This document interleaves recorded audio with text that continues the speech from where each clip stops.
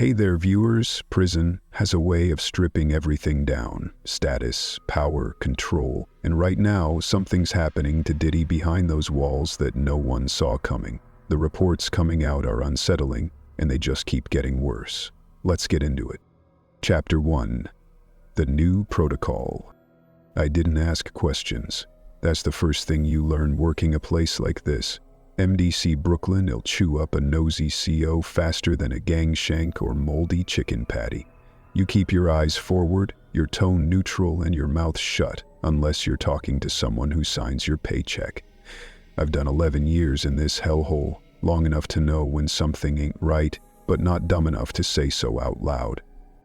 That morning started like any other. Gray light bleeding through the security glass, burnt coffee that tasted like paint thinner, and radios crackling with static, like they always do when the generator's half sputtering.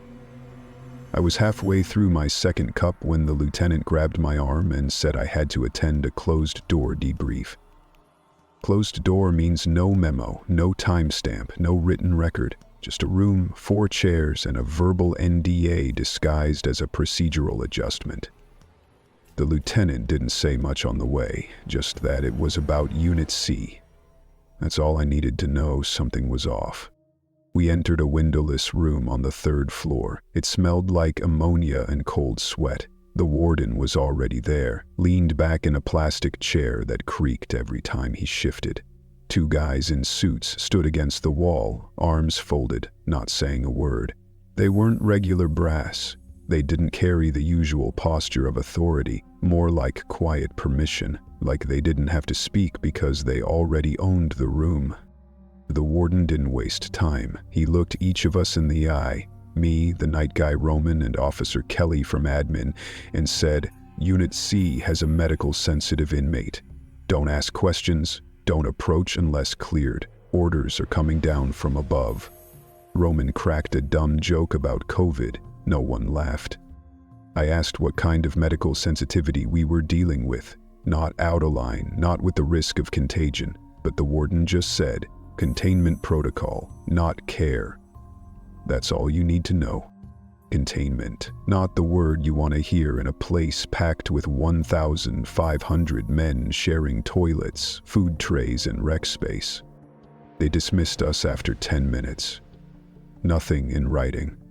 We were told to keep all notes verbal and not to discuss anything outside of approved channels. Problem was, no one told us what those channels were. I went back to my post, and sure enough, Unit C was already being locked down in ways I hadn't seen before. No rec time, showers on rotation instead of communal, kitchen trays dropped off by gloved personnel instead of walked in by inmate porters, and 2 guards always posted at cell 43B. That was the cell, the one they were worried about.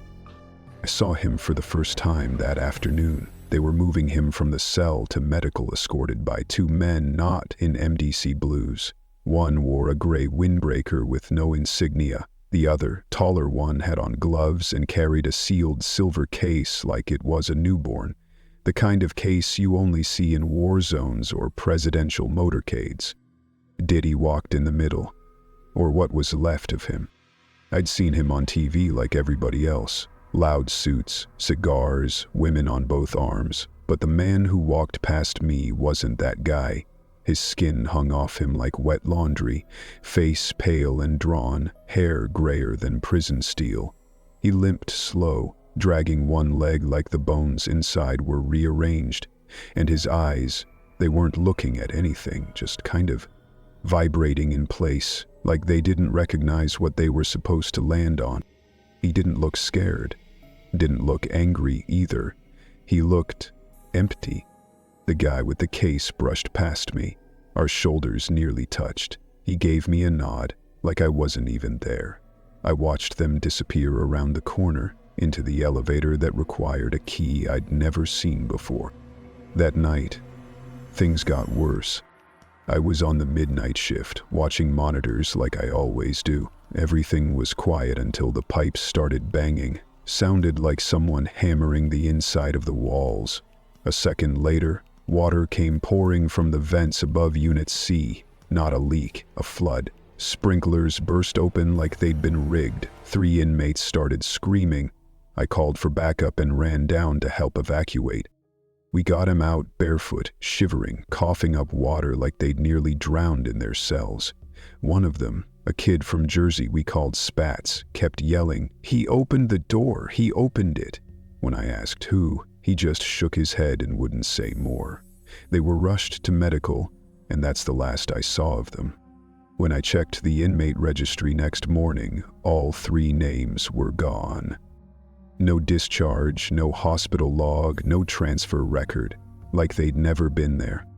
I brought it up to Roman during handover and he just looked at me and said, "Don't." That was it, just don't. Then he walked off, shoulders stiff, like his spine was clenched. I started keeping a notebook after that. I didn't write names or dates, too risky, but symbols, keywords, moments, case guy, 43B I drift, flood timing, deleted names. That's how I know I'm not imagining it, because a week later I was called into the warden's office again. This time he was alone. No suits, no backup. He motioned to the chair. I didn't sit. He looked tired, more than usual. "Malik," he said, "we had a camera malfunction last Tuesday during the water breach. I need you to go into the archive server and delete any corrupted footage." I didn't say anything. He pushed a USB across the desk. "Only that file, do not review, just delete." I nodded, took the USB, turned to leave. But I didn't go to the server room. I went to the janitor's closet, locked the door and plugged it into my personal work tablet off network. I told myself I just wanted to confirm it was blank. That's it, just making sure.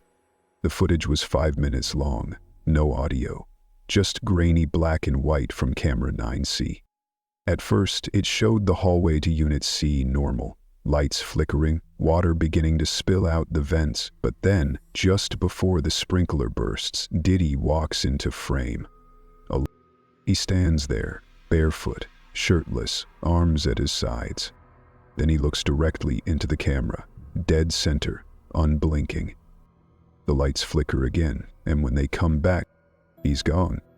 Not walked away, not ducked around the corner, just gone. And the camera, no longer pointed at the hallway, is now staring into a blank wall. Like it moved itself. I closed the video, heart hammering, deleted it from the USB, took a breath, then opened my locker, pulled out the notebook, and wrote one word. Wrong. I've worked this job 11 years. I've seen stabbings, burnings, seizures, breakdowns, suicides, guards who drink themselves dead. Inmates who smear their own skin across the walls just to feel something. But this ain't that. Something's inside here. And it ain't just Diddy. Chapter 2. He stopped eating. I hadn't even been at MDC Brooklyn a full month when I got assigned to the medical rotation for Unit C, and already I was questioning every decision that led me here. Coming in through a private healthcare contractor sounded simple enough at first. Decent money, government hours, a steady stream of patients who couldn't Google their symptoms or argue with me about natural remedies. But what I walked into was something else entirely. I had worked in hospitals, clinics, even a mobile unit that treated detox cases along the coast. But nothing prepared me for what I saw in Diddy. They didn't tell me who he was, not formally. Nobody said, "Hey, that's the rap mogul." But everyone knew. Guards whispered behind their hands, inmates stared a second too long, and even the older nurses who claimed to be unfazed couldn't keep the curiosity out of their eyes. And yet, for all the stardom attached to him, Diddy wasn't making demands or asking for special treatment. He wasn't even talking. The man barely looked up when I came in with his vitals cart. The first time I met him, he was sitting on the edge of the infirmary cot, elbows resting on his knees, just vacant. He didn't acknowledge me, didn't flinch when I cuffed the BP monitor to his arm. His skin was clammy, cold to the touch, pulse thin, eyes hollowed out like someone had scooped out the man he used to be and left just the casing behind. I asked if he'd eaten, got nothing back, not even a shake of the head. When I opened his file, I saw tray after tray marked as returned untouched. I made a note in his chart: patient non-responsive to standard meal protocols, exhibiting signs of severe malnourishment. The note disappeared by the next morning. Not changed, not edited, gone. I double-checked the system, refreshed the log history, even asked one of the tech guys if there'd been an update rollback. He just shrugged and said the system cleans itself sometimes. When I asked what that meant, he walked away like I'd asked something dangerous. 2 days later, Diddy collapsed in the hallway during a return from psych consult. The guards didn't touch him at first, just stood there, radios buzzing, waiting for a clearance. Clearance. That's what they said. I had to step over one of their boots to check his pulse, which was thready and dipping into dangerous territory. Skin pale, lips cracking, breath faint and sour. I ran a glucose check right there on the floor. He was bottoming out. He hadn't eaten in at least 4 days. We got him onto a gurney and wheeled him back into medical, where he lay curled on his side, whispering something I couldn't understand. I leaned in and heard faintly, "They're watching. They poison the walls." At first I thought he was hallucinating. Prison psychosis isn't uncommon, especially in high-stress blocks. But he said it again, clearer this time. "They poison the walls. They poison the food." That's when the alternative tray started showing up. No one said who approved it. One of the kitchen leads dropped off a covered box during a midnight rotation. No label, no signature, just a heat-sealed packet that looked like it came from a high-end meal delivery service. Not the kind of thing you'd expect in a federal prison, even for a former billionaire. I asked about it, but everyone acted like it was above their pay grade. "Someone from procurement cleared it," they said. "Don't worry about it," they said. But I did worry, because even those meals went untouched. I watched him poke at one once, just a fork stabbed into a piece of soft salmon, then set down. The smell wasn't off. It was actually weirdly appetizing compared to the slop that came out of the regular kitchen. But Diddy didn't so much as chew a bite. He just stared at it like it might turn into something else if he waited long enough. I tried talking to him again later that night, asked if he had allergies, if there was something specific he wanted. I offered to flag the dietitian. He only blinked at me and said, "Don't let it in." I asked what it was, but he wouldn't say. He just turned over and faced the wall.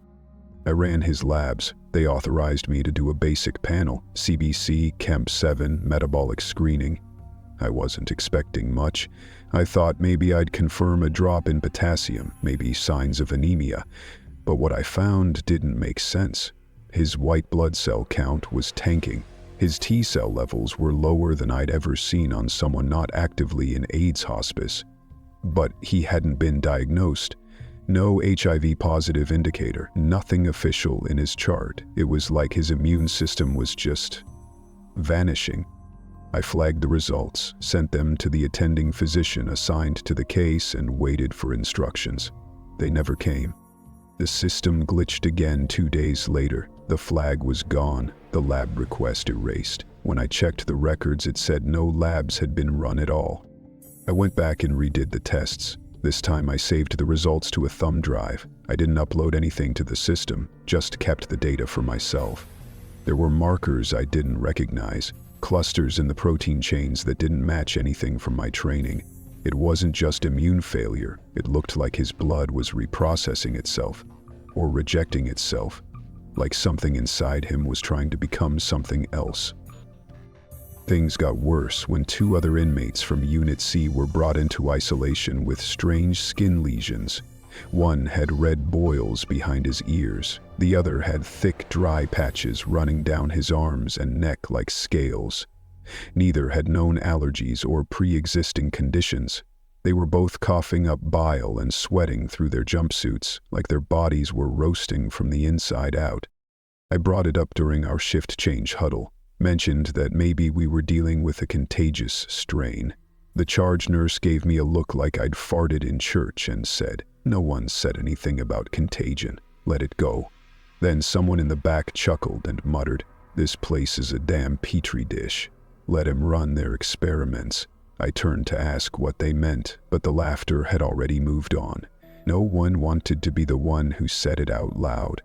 By then, I had started carrying my own notebook. I wasn't supposed to. We weren't even allowed personal pens on rotation. But I kept one anyway, tucked into the lining of my bag, just small enough to jot down names, symptoms, dates. It made me feel a little more grounded, like I wasn't imagining the patterns I was seeing. But the more I wrote, the more the pages started to resemble autopsy notes instead of progress charts. It was late one night when it happened.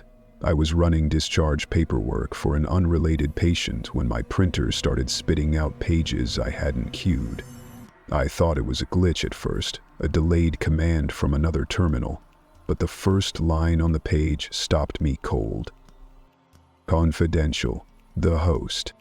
I scanned the heading, which was stamped with a seal I didn't recognize. The rest of the document was filled with jargon I didn't understand, references to immune conversion thresholds, biogenic compatibility markers, and a list of dates that included Diddy's intake day. I only read the first page before the printer whirred again and two men walked into the room like they already knew what I'd seen. They weren't guards. They wore gray polos with a generic MDC logo and carried sidearms without visible serial numbers. One of them took the pages off the tray. The other put his hand on my shoulder and said, "You didn't print that." "Understood." I nodded. He said if I brought it up again, I'd be off the rotation and out of the facility in under an hour. I asked what the host meant. He smiled like he felt sorry for me. "You don't want to know," he said. "But I do. Now more than ever." Chapter 3. The Call That Changed Everything. I was never supposed to be in this deep. Laundry details supposed to be simple. Sheets, towels, jumpsuits, in and out, no questions asked, no drama. But when you've got a background like mine and a brain that doesn't know how to shut off, simple turns into complicated real fast, especially in a place like MDC Brooklyn, where the walls do more listening than the people inside them. They called me Jericho back on the outside. Real name doesn't matter much in here. I made a name off exploiting back doors, rerouting funds, getting past firewalls that were supposed to be unbreakable, until they caught me. Now I'm wearing federal khakis and pushing a mop cart for half a book of commissary stamps a week. That's fine. I did the time. I play the role. But I kept my ears open. My hands, too. The thing about working laundry is you get to know the rhythm of the place. Who drops off early, who always forgets to empty their pockets, which guards cut corners, which inmates are slowly unraveling behind their eyes. But more than that, you learn patterns, and patterns, to someone like me, are everything. Diddy had a pattern. 3 times a week, 2 guards would escort him from his cell around the same hour. But he never walked past the main hall. They'd veer left toward admin. Not medical, not visitation, not even the chapel. Admin. Inmates don't go into admin. Not unless something serious is happening, like an emergency hearing or a confidential informant meeting. I'd only seen it happen once before, years ago, and the guy didn't come back the same. Walked like his spine had been rewired. So when Diddy started making those regular trips, I took note. Not because I cared about him, he was just another rich dude who finally got caught, but because I didn't like being lied to, and lately the lies around here were stacking up like bad poker chips. One night, I was folding sheets when the internal phone relay glitched. That's not rare. The system's old, built-in layers patched more times than a leaky boat, but this glitch was different. My monitor, a dusty little terminal hidden behind the linen bins, flashed for exactly 2 seconds. Line rerouted, admin override, emergency access flag. I didn't even think. I launched a sniffer tool I'd hidden in the system months ago. Just a fragment collector, nothing big, just enough to grab sound packets before the system auto-scrubbed them. It was like fishing in dark water. But I got something. The audio was grainy, like a voice coming through layers of static and fear, but I recognized Diddy's voice, not the one from TV or music videos, the real one, the tired one, the one you hear at night when you're sure no one's listening. "I gave you what you asked for," he said. "The drives, the archive, everything. I don't owe you more." A pause. Then another voice responded, deep, smooth, slow, measured. I didn't recognize it, but it didn't sound like it belonged to someone used to being challenged. "You owe us your silence. That was the agreement. Sealed materials for protected custody. You promised I'd never be touched." Another pause. More static. Then Diddy again. "They're experimenting on me." The call cut off. I replayed it 5 times. Each time I caught a different inflection, a different undercurrent, desperation, fear, maybe even guilt. But what stuck with me was the phrase, sealed materials. That meant evidence, not just gossip, not just accusations. Something tangible, something physical. And if Diddy gave it to someone for protection, then someone else in here knew about it. I tried to access the logs the next day. Nothing. No record of the call, no metadata, no admin override flags. It was like it never happened, scrubbed clean. That's when I started to get obsessed. I started compiling everything I could find. Schedule logs, movement timestamps, guard rotations. I watched the cameras on laundry return trips, counted the steps between cell blocks, tracked who came in and out of Diddy's wing. I knew it was dangerous. Inmates don't investigate things. They gossip, sure, but they don't log, catalog, and analyze. Still, I kept going. I couldn't stop. Not just because of the call, but because things around Diddy were starting to fray at the edges. 3 guards disappeared within a week. I knew them. Not well, but enough to nod at during shift changes. All 3 had been working Diddy's block. I asked around. Some said one had gotten reassigned. Another took emergency leave. No one mentioned the 3rd at all. But one night I saw it with my own eyes. One of the missing guys, Thompson, got into an argument outside the admin office with a man I didn't recognize. He wasn't wearing a badge. Didn't look like a guard. Didn't look like anyone I'd ever seen in this building before. Clean shave, smooth hands, civilian shoes that didn't squeak like our standard issues. Just stood there, calmly talking to Thompson like they were discussing groceries. Thompson shouted, pointed, shook his head. The man stepped forward, said something too low to hear. Thompson froze, then walked away. 2 days later, he was gone. That's when I knew something serious was going down. Something too big for one man to handle. I needed help. Quiet help. There was a janitor, name doesn't matter, who'd been here even longer than me. Older guy, moved like a shadow. He'd seen things. I trusted him because he never talked too much, never asked dumb questions. We used to trade books and snacks through the walls back when I was in solitary. He owed me, so I called in that favor. I told him what I'd found, what I suspected. Didn't give details, just enough to raise the alarm. I handed him a USB. On it was everything I'd pulled: audio fragments, timestamps, anomaly flags, incident reports that didn't match log entries, and a list of meds Diddy had been prescribed that didn't exist in any official database.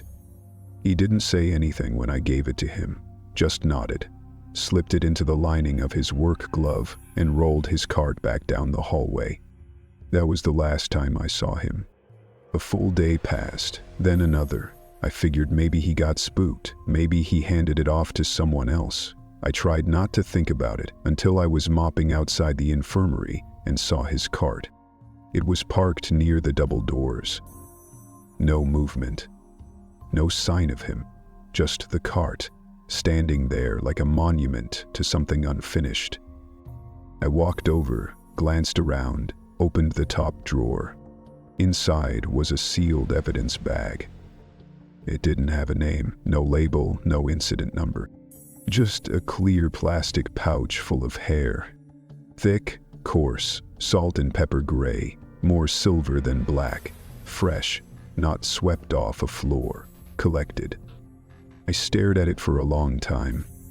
Then I closed the drawer and walked away. I didn't sleep that night. I lay in my bunk, eyes open, hearing the building breathe. I keep wondering what kind of deal a man like Diddy has to make to survive in a place like this, and what happens when that deal starts to fall apart. Because I think he told someone too much. And now we're all paying for it. Chapter 4. The riot nobody started. I've served in places where the air itself was a warning. Afghanistan, Fallujah, Kandahar. I know what it feels like when something bad is about to happen, even if no one says it out loud. That kind of tension has a weight to it. It settles on your shoulders, seeps into your jaw, makes your grip on your sidearm a little tighter, even if you're not sure why. And that night, on my shift in the MDC medical wing, the air was heavy, too still, too expectant, like the building itself was holding its breath. They say every prison has its own rhythm, its own strange clock ticking just beneath the cement. But that Thursday night, it didn't just tick. It cracked. My shift started at 1900 sharp, cold as hell, the kind of New York cold that cuts through the layers of tactical wool and still makes your bones ache. Power had been acting up all day, flickering lights, sluggish door panels, backup systems kicking on when they shouldn't. The maintenance crew called it residual load loss, which sounded like a fancy way of saying they didn't know what the hell was going on. Whatever it was, the warden wasn't concerned. He passed off the glitches like hiccups, minor, temporary, all good. It wasn't. Around 23:40, the overhead stuttered again. That wasn't unusual. But this time, instead of coming back up, they dimmed, then surged, so bright the bulbs above me buzzed like bees in a jar. Then silence. The whole floor lost its hum. All the little noises, vent fans, door locks, water pumps, just stopped. That's when I knew this wasn't a glitch, it was a signal. My radio buzzed to life, but there was no voice. Just static, except mine. Somehow my unit still worked. I didn't realize how weird that was until much later. At the time, I chalked it up to chance. Bad systems, bad wiring, lucky break. Dispatch crackled through. Ramos Secure Medical Wing 3B, Guard Room 7, inmate under containment. No entry without visual ID confirmation. I didn't need them to say who it was. Only one inmate had a special containment order in Medical Wing 3B. Diddy. I checked my Glock, made sure my flashlight was working, and headed down the corridor. The backup lights glowed dull red like emergency exit signs in a theater. Nothing moved, not even the shadows. When I got to room 7, I noticed the door was ajar. Not wide open, just cracked enough to see a sliver of light. I called it in. Dispatch, this is Ramos. Containment door is open. No visual on subject. Stat. I repeated myself. Same result. I pushed the door open. The bed was empty. Sheets folded, blanket untouched, no signs of struggle, no sign of anyone at all. Except the wall. I almost missed it at first. It was carved into the concrete, just above the sink. A rough circle maybe 6 inches across. Inside the circle were jagged, uneven shapes. Teeth, not like dental teeth, more like fangs. Animalistic, predatory, and the way they spiraled inward, like they were devouring each other, made my skin crawl. I stepped back, and that's when the screaming started. Not in medical, not even on the same floor. From solitary. I took the stairs, 2 at a time, keys rattling on my belt. Whatever this was, it wasn't normal. Solitary doesn't erupt unless someone's gone full psychotic, or someone slipped them something they weren't supposed to have. But this wasn't a fight. It wasn't rage. It was terror. When I reached the solitary block, the door to cell 12 was wide open. Inside, the inmate Santoro, I think his name was on the floor, back arched like he was being pulled apart by invisible hooks. Foam poured from his mouth. His eyes rolled back so far I could only see blood vessels. I moved to restrain him, but then he screamed, loud and clear. "He's not gone, he's not gone." I froze. He looked at me, just for a second, like he wasn't seeing me but something behind me. Then he convulsed again. By the time backup arrived, he was unconscious. Med team took him to ICU. Last I heard, he hadn't woken up. Back in control, we started sweeping every camera feed we could get our hands on. Night supervisor authorized full replay of internal security footage from medical wing. We ran it twice. The first time, nothing showed. The timestamp blinked, the screen jittered, then went black. Second run, we caught a frame. One frame. Diddy's room. Door opening. A figure steps out. It's wearing his uniform. Same ID tag, same gray cuffs, but it wasn't him. I don't mean it looked different. I mean the way it moved was wrong. Like something wearing a human suit without understanding how it's supposed to work. Its shoulders jerked too high, legs too stiff. It didn't walk. It floated, each foot touching the ground like it was testing for traps. Like it had never walked before. The face, I don't even want to think about the face. The frame was blurry, distorted from compression or corruption, but I swear to God there were no eyes, no mouth, just a smooth patch of skin stretched too tight. Then the feed cut, and the screen flashed, just once, white static. Then an image burned in like a ghost. Same symbol, same circle, same teeth. We paused the video, rewound, played again. Here, it didn't come back. The IT guy who pulled the feed tried to log the occurrence. The system froze, entire hard drive seized up, had to be manually replaced the next day. I asked him what could cause that kind of crash. He wouldn't look me in the eye. That night, I wrote everything down. My hands were shaking. I'd seen death before. War does that to you. I'd seen bodies ripped in half, men screaming for their mothers, eyes turned to jelly by shrapnel. But this was worse, because it didn't feel like death. It felt like erasure. Like something, was testing the limits of how invisible it could become. We're supposed to control this place, lock it down, keep it predictable. But something opened a door that night. And I don't think it's going to close again. Chapter 5. What the Doctor Found. I didn't come to MDC Brooklyn to get involved in anything beyond the usual rotations. Prescribe what's needed, stabilize what's urgent, and stay out of trouble. They bring doctors in on contract for a reason. We're meant to do our job, bill the hours, and never ask questions that make the higher-ups shift in their chairs. That used to suit me fine. I'd seen enough in my early career to know when to keep my head down, but the dead man from the riot wouldn't let me ignore the truth. He was brought in 3 hours after the lockdown ended. Paramedics called it cardiac failure with seizure complications, but that didn't explain the lesions blooming along his ribs, the blackened veins around his eyes, or the rapid decomposition that had started before he even reached my table. I remember unzipping the bag, thinking maybe they'd sent up a heat stroke case from the kitchens, but the stench wasn't rot. It was chemical, metallic, and underneath it something sharp, like ozone and burning plastic. They didn't want an autopsy. The body was meant to be processed quietly and cremated, no paperwork beyond the standard checkbox. But I locked the door, I shut off the hallway cameras, and I made sure no one else was scheduled in the morgue that evening. I had to know. The incision along the sternum peeled open too easily. Tissue that should have offered resistance came apart like wet paper. The organs looked wrong, discolored, swollen. The lungs had patches of something crystalline spreading across the inner tissue, like a thin, glass-like web.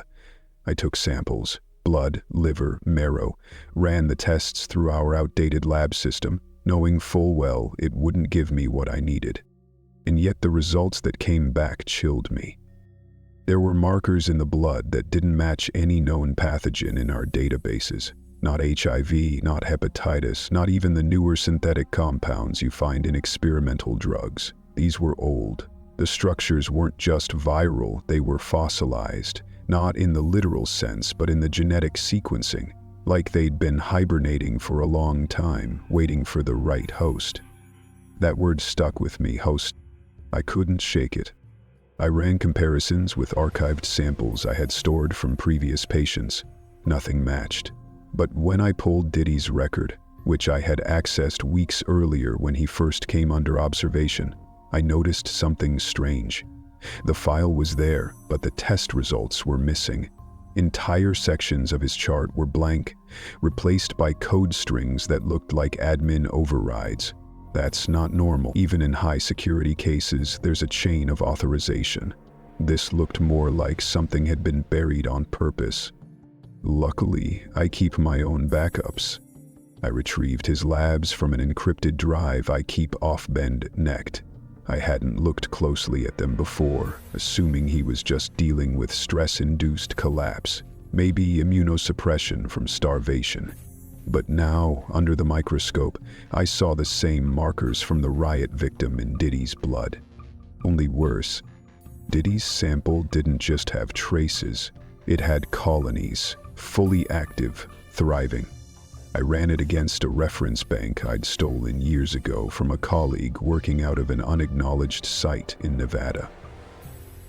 He'd once told me in a drunken rant about an outbreak they contained in a black site lab, something that was neither entirely viral nor bacterial, something that responded to the nervous system like it was a host antenna. I thought he was full of it. Until now. The match came back, 97% identical. I called the warden immediately. He didn't even ask what I'd found, just told me to come to his office. When I arrived, he was standing at the window, hands behind his back. He didn't offer me a seat, didn't even turn around. "I'm telling you this once, doctor," he said. "Whatever you think you found, you didn't. You're not authorized to pursue it, and you'll be replaced if you keep pressing." "Not pressing," I lied, "but I need to know what I'm treating." "You're not treating anyone," he said. "Not anymore." That was the end of it. Except I couldn't let it go. I called an old contact, a retired epidemiologist now living in the Arizona desert, the kind of guy who used to be too smart for his own good. I trusted him because we'd once gone through hell together during an outbreak in Belize. He owed me. When I described the blood work, the lesions, the behavioral shifts, he went quiet for a long time. Then he said, "It's the leech protocol." I waited. The silence stretched. "You're not supposed to know that name," he said finally. "It was buried years ago, shut down after 2 failures. "What is it?" "It's not a disease, not in the traditional sense. It's a conversion mechanism, designed for biogenic dependency, alters the host's blood structure to sync with external signals. They called it a parasitic evolution, but the truth is, it doesn't just feed. It shapes, changes how the brain functions, patterns shift, personalities fragment. In stage 3, subjects begin to report dual awareness, like something else is using the body. And if he's showing colony formation, he's beyond early stage. Either he was the intended host or they used him to grow it." I didn't know what to say. "You need to walk away," he said. "Now." I did. Back in the infirmary, I headed for the fridge where we kept all samples. Locked, temp controlled, security sealed. When I opened it, the shelves were empty. Every vial, every sample I'd taken from the autopsy and from Diddy, gone. In their place, a single folded sheet of paper. It wasn't typed, just 3 words, handwritten in sharp black ink. "Stop digging." Underneath it smaller, as if added by a different hand. He's not your patient anymore. I closed the fridge, locked it. Then I turned off the lights and sat in the dark for a long, long time. Because somewhere in this prison, something was changing. And it wasn't just Diddy. It was all of us. Chapter 6. The Disappearance. The envelope was plain. No return address, no markings. Just a crisp manila package waiting on my desk when I came back from lunch, set down like it had always been there. I knew better than to ignore something like that. In my line of work, plain things are rarely harmless. I work in internal affairs, mostly federal corrections oversight, which means 90% of my time is spent on paper trails and staff misconduct, contraband smuggling, bribes, the occasional fight cover-up. What I don't normally deal with are black envelopes that show up unlogged and unclaimed. But this wasn't normal. Not after what had been circulating about MDC Brooklyn, not after the name I kept seeing whispered on closed case chatter, half redacted even in files labeled cleared. Diddy. Inside the envelope was a flash drive and a single sheet of paper typed. Coordinates, a date, a timestamp, and one phrase in all caps at the bottom. Day 14, transfer. There was no sender, no signature, no explanation, just that. The drive itself was unmarked, generic, but heavier than it should have been, military-grade casing. I'd seen this kind of hardware before, usually attached to field investigations where deniability was part of the job description. I didn't plug it into the agency network. That would have flagged it instantly. I used my personal laptop in the off-site parking lot, powered by a hot-wired inverter and shielded by a Faraday sleeve. Caution isn't paranoia, it's protocol. The drive contained 3 video files, 2 PDFs, and an audio snippet with no metadata. The first video was low-res black and white footage, no audio. A timestamp in the upper right corner matched the date on the paper, exactly 2 weeks after the reported MDC riot. The scene was a corridor, cement walls, fluorescent lighting, institutional tiles. Could have been any facility, but something about the doorframe geometry and the corner mount camera made me think MDC. At least that's what my gut told me. At 2:47 in the video, the hallway lights flicker. Then 4 men come into view, full black tactical gear, no identifying patches. No visible weapons, but their movements were rehearsed. Surgical. They moved like they'd done this before, many times. Between them was the subject. Head down, hands zip-tied in front, barefoot. It was Diddy. Same face, thinner than the intake photos, skin pale and stretched like parchment, but unmistakable, except for one detail. He was smiling. Not a smirk, not forced, just a calm, settled smile, like he knew something none of us did, like he'd finally made peace with something, or like he'd been waiting for this. They turned a corner, the camera cut to black. The second video was even more disturbing. No time code. It showed a plain white room, surveillance style, 1 chair, 1 subject. Diddy again, sitting, blinking. His face had changed. The smile was gone, replaced with something emptier, as if even his bones were forgetting their shape. His hands twitched every few seconds, in patterns, 3 fingers lifting, pausing, then repeating. Morse code? A tick? No way to tell. In the upper corner of the video, a red light blinked, some kind of biometric tracker. He looked straight at the camera once. Only once. But that look made my skin crawl, not because of malice or threat, because it felt like he was looking through the screen, through me. I moved on to the PDFs. One was a medical log, allegedly from MDC Brooklyn, though the facility code listed X6RMNT. Doesn't correspond to any known Bureau of Prisons or Department of Defense location. It documented a subject transfer under Medical Containment 7B, no name, just Host 5. The second PDF was a location report showing transfer logs for a detainee listed as medically reassigned to off-grid. Off-grid is not a real designation in corrections. It's a ghost term, a non-selfish, a word you only ever hear when someone's been permanently moved out of jurisdiction, if not out of existence. The audio file was short, 23 seconds, 2 voices. The first male, clipped, professional. Target has stabilized. Host parameters exceeded. Behavioral sync holding. The second voice was female, distorted. Continue the conversion. He is no longer bound by registry. And that was it. I knew what I had to do next. I set up an official visit to MDC Brooklyn under the guise of a routine internal audit. Took me 3 days to get the clearance, and even then they tried to redirect me to lesser staff. I insisted on seeing the warden. He met me in his office, as cold and unreadable as the manila envelope had been. Smelled like lemon polish and air that hadn't moved in hours. I didn't waste time. "Where is Sean Combs?" He blinked at me like I'd asked about a ghost. "Who?" "Diddy, inmate 8324-TBK, transferred to your custody on March 14th. He stared. MTC has no record of that individual. I pulled out the intake photo. He didn't look at it. I laid down the medical report. Still nothing. "I can show you the footage," I said.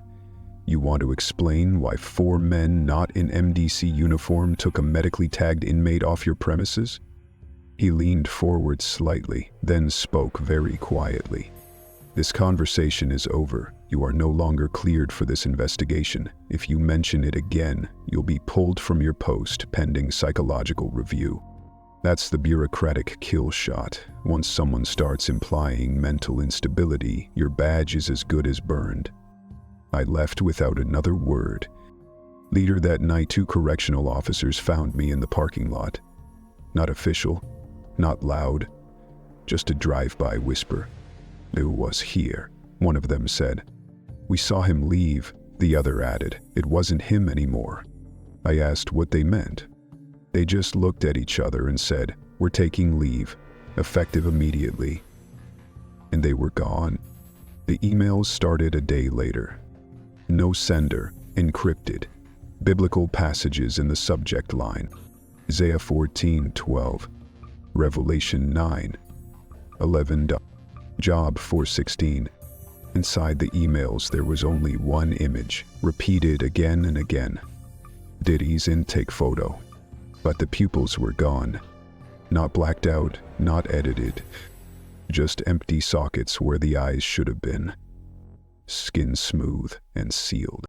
I tried to trace the IPs. They bounced between 7 countries, then looped back to a dummy server registered to a private defense contractor that doesn't officially exist.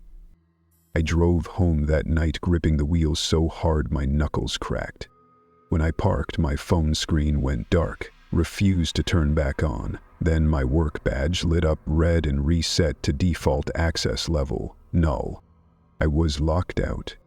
Not from a building, from the system. And on my driver's side door, scratched into the paint so precisely it looked stenciled, was a symbol. A circle made of jagged teeth. No note. No blood. Just that. A warning. Or maybe a welcome. I don't know which one terrifies me more. Chapter 7. The other inmate. People in here lie. That's what prison does. It teaches you to bend truth like wire, to shape it so it doesn't cut you back. Some lie to survive. Some to forget. Some just because it feels better than the cold slab of whatever's real. I've been here 17 years, and I've learned to spot most of it, but there are some things that aren't lies. Not exactly. They're too strange, too quiet, too slow to come. They arrive like mold under paint or blood in your gums. At first you think it's just the place getting to you. Then you realize the place is just a shell for something older, something that breathes when the lights flicker and watches from the corners of your cell. And it always starts the same way, with the whispers. I was 2 doors down from him, Diddy. Everyone knew. They didn't say his name, not out loud, but you could hear the buzz through the walls when he arrived. Big man, money man, industry, none of that mattered here.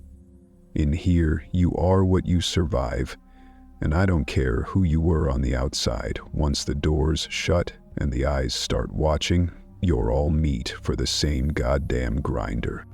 The first night he got placed on our block, I couldn't sleep.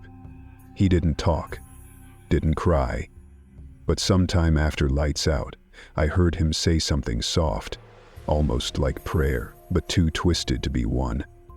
His voice carried low and slow, the words sliding out like oil. They came from underneath. I held my breath, thought maybe he was talking in his sleep, but then I heard another voice, not a guard, not an inmate. It didn't sound right. It sounded close. A whisper, but not from his cell, from inside the wall. I pressed my ear to the concrete, silence at first, then a second murmur just a hair off from his cadence, repeating back what he said in a way that didn't echo right, like a mirror bending light the wrong way. I rolled back into bed and tried to forget. Next night he said more. We all took the deal, now they want the rest. I remember those words exactly. I didn't sleep for the rest of the week. The day before the riot, I saw him through the meal slot, just a glimpse. Guard had left the tray half open.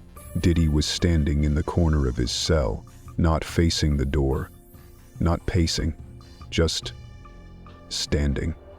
One hand on the wall, not pressed, not pounding, just resting there, like he was feeling for a pulse. And he was talking. But there was no one else in that room. No one human anyway. I couldn't make out the words, but the tone wasn't pleading. It wasn't madness either. It was calm, conversational, like two old friends catching up in a language only they understood. That night, the riot hit, lights out, screams, static through the intercom. I stayed low, hands over my head, waiting for the madness to burn itself out. When they finally opened the block again, his door was open, cell empty. And just like that, he was gone. No guards wheeling him out, no announcement, just nothing. But that wasn't the end of it. After Diddy disappeared, my cell started to change. At first, I thought it was damp from the riot flooding, but then I saw it. Black streaks climbing the corner of my wall, not water damage, mold. Thick and strange, with a faint silver sheen under the right light. I scrubbed it with my towel. It came back the next morning, bigger. Then came the nosebleeds. Not bad at first. Then the bleeding gums. Then the dreams. If they were dreams at all. I'd wake up choking on the smell of soil, like fresh-turned earth and old wood rotting in the rain. Sometimes I'd see shapes moving past my door. Not guards, not inmates, just movement, like shadows deciding whether they wanted to take form. One morning I woke up with a cut along my jaw, not deep but straight, surgical, no blood on the sheets, just the cut and the taste of iron. I tried to tell someone, a guard, nurse, anyone, but they all looked at me like I was cracking. Maybe I was. But then I found the drawing. It was tucked into my pillowcase, like a message. Rough charcoal, smudged, no signature. It showed a courtroom, but flipped upside down. The judge's bench was at the bottom, ceiling dripping like stalactites, and the windows, they weren't windows at all. They were eyes, dozens of them, human, animal, unblinking. In the middle was a chair, empty. Underneath it, scrawled in frantic ink, the deal wasn't just his. I didn't draw it, I know that. But I think I understand it now. This wasn't about punishment. This place, it's not just a prison anymore. It's a receiver, a vessel. Something's living in here, feeding through the walls. It doesn't want justice. It wants replacement. I started writing everything down. Not on state paper, they check that. I wrote in a small notebook I carved out from under my mattress. Pages made from old commissary slips, glued together with toothpaste and crushed ramen seasoning to make them stiff. Pen ink smuggled from the law library. I wrote it all. What I saw, what I heard, the feeling that something had slipped through when the riot cracked the walls open. I folded the pages, bound them in rubber bands, and when no one was watching, I stuffed them into a sock and jammed them into the laundry chute during morning pickup. I don't know if anyone will find it, or if it'll matter. Last night I dreamed of the upside-down courtroom again. Only this time, the chair wasn't empty. Someone was sitting in it, and I think it was me. Chapter 8.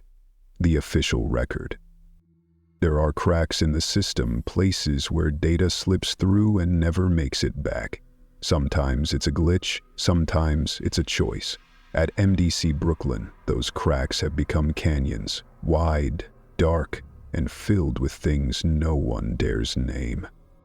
The logs no longer match the bodies, that much is clear. Transfer records contradict movement schedules. Inmates who were supposedly moved to Danbury or Coleman turn up days later in the mess hall, pale and confused, unsure of where they've been.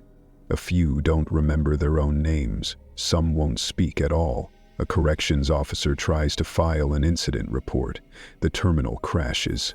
A guard files a handwritten backup. The page disappears overnight, leaving only a sticky ring where a coffee mug used to rest. There are no official complaints, no memos, no news leaks, and yet the population is changing. Quietly, cell by cell. Unit C now holds fewer men than it ever has. No one questions why. The ones who do are reassigned, some to other prisons, some to nowhere at all. They just vanish. One day their badge scans green, the next, nothing. And then comes the new arrival. He has no priors, no known gang affiliation, just a white jumpsuit and a file so thin it seems like a joke. No mugshot, no intake interview, only one sentence written on his transfer sheet, reevaluation pending. They put him in cell 43B, the old cell, the one that had been sealed since the riot, since Diddy walked out of it wearing someone else's shape. The new inmate doesn't resist, doesn't speak much. He eats the first 2 meals, but by the 3rd day, his tray comes back untouched. The guards laugh it off, another picky eater. But then he stops sleeping, starts pacing in slow, deliberate circles, muttering numbers under his breath. 7, 3, 9, over and over. On day 6, he tells the nurse he hears voices behind the pipes. They write it up as stress. On day 7, he tells the night guard the food smells like burnt plastic, says the shadows are watching him eat. His gums bleed when he brushes his teeth. His eyes stay open when he sleeps. On day 8, he wakes up screaming about the courtroom with the melting windows. By day 9, he stops speaking entirely, sits against the wall, rocking slightly.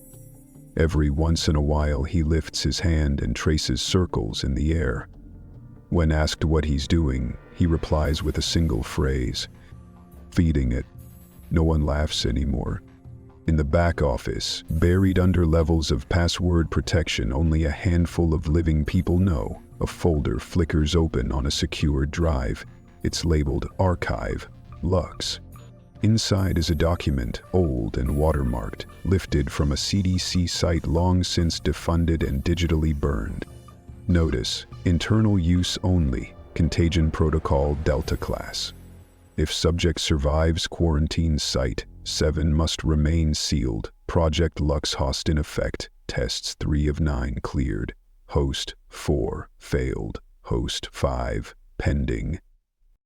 There's no file attached, no additional context, just the document and a timestamp with the current date. Outside cell 43B, the corridor is quiet. Cameras have been disabled for maintenance for 4 days. No audio logs, no incident reports, and no witnesses, except the steel door, and a thing now marking it. Where once there had been numbers stenciled on cold metal, there is now a handprint, burned into the surface like it was branded from the inside out. Charred, blackened, fingers spread wide, palm pressed so deep it's warped the alloy. The lights above flicker. Just once. Down the hall, another door creaks open by itself. The new inmate does not scream. He simply stands and smiles. There's no name on the record, no ID number, no mugshot. Only a title. The host.